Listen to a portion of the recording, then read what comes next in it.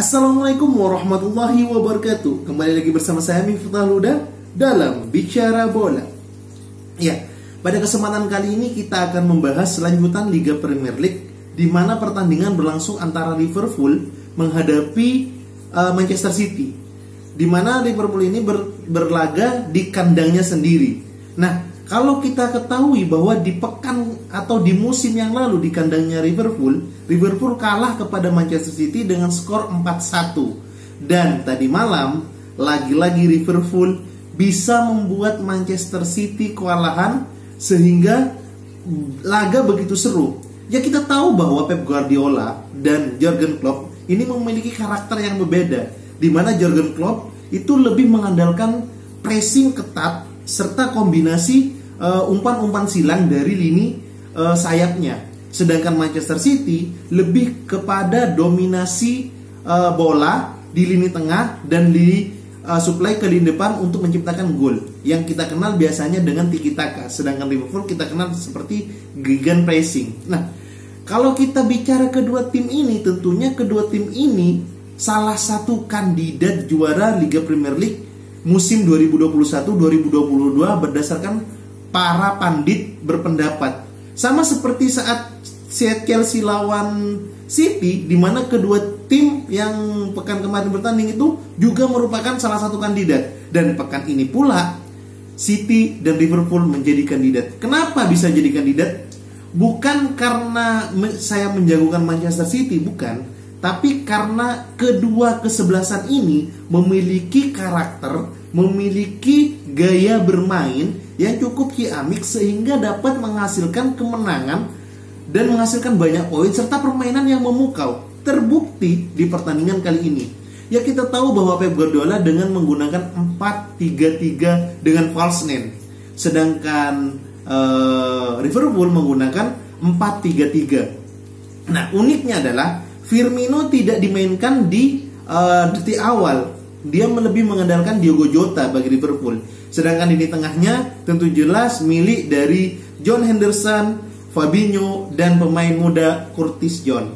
Nah, yang unik dari Liverpool adalah bek kanan. Karena Trent Alexander-Arnold cedera, maka James Milner yang mengisi bek kanan.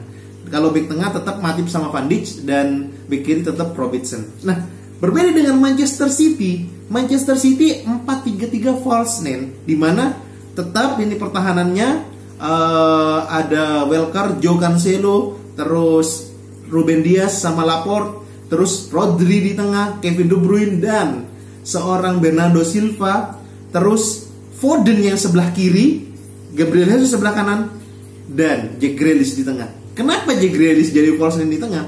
Nanti akan bahas bagaimana peran dari Jack Grealish kenapa ditaruh di tengah. Nah, kalau kita berdasarkan skema ini tentu jelas kalau dari sisi Liverpool mengandalkan lini sayapnya, di mana James Milner yang memiliki kecepatan, Robertson yang memiliki kecepatan, bahkan ditambah Salah dan Mane yang memiliki kecepatan, tentu jelas bisa untuk menyisir dari sisi kanan dan cut inside ke dalam. Kalau Manchester City tentu jelas dengan false nine di sini, dengan peran dari seorang Jack Grealish, ini membuktikan bahwa Manchester City lebih kuat untuk menahan bola. Ketika Manchester City ngumpan dari lini tengah anggap Rodri ngumpan atau Kevin De Bruyne atau Bernardo Silva ngumpan ke Jack Grealish, maka lini sayap akan maju dan menusuk ke dalam.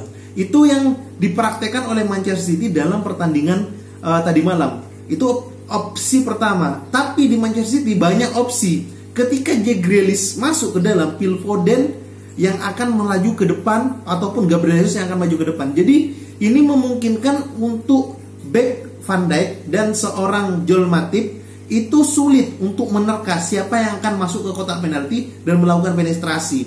Dan terbukti yang banyak dilakukan oleh Manchester City di babak pertama. Kita bahas babak pertama langsung ya.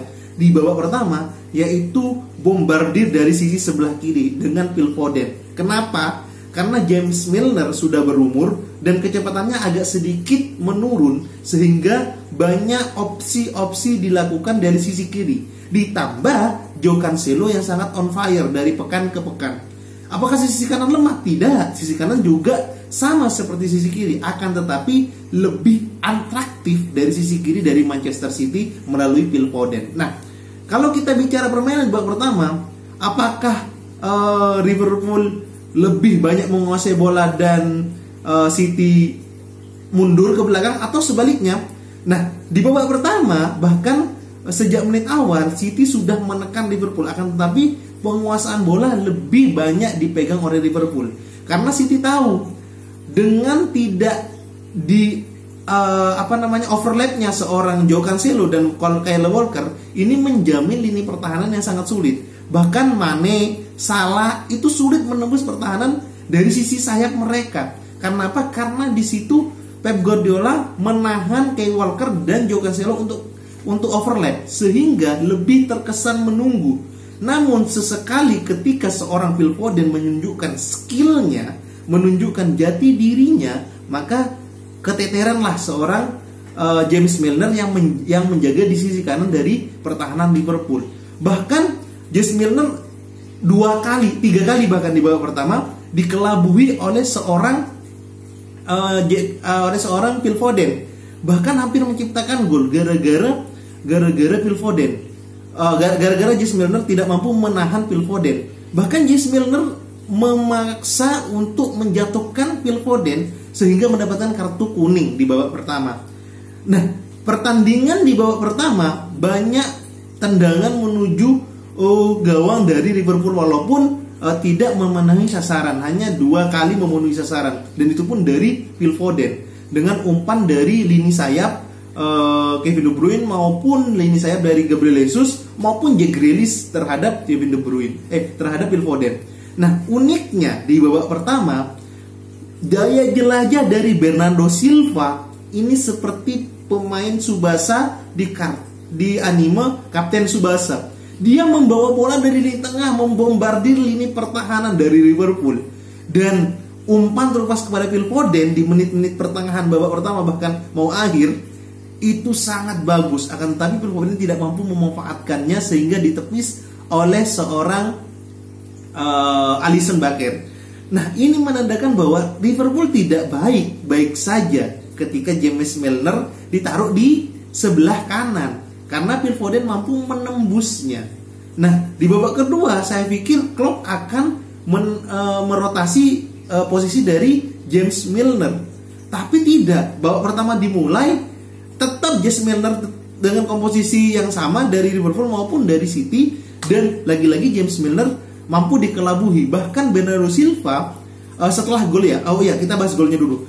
Bahkan saat pertandingan memasuki menit 50-an, kesalahan dari seorang Bernardo Silva yang tidak mampu untuk mengantisipasi lini dari sayap sebelah kiri dari City itu mampu dimanfaatkan oleh Salah, sehingga Salah mampu menusuk ke dalam dan memberikan trupas kepada Sadio Mane dan gol.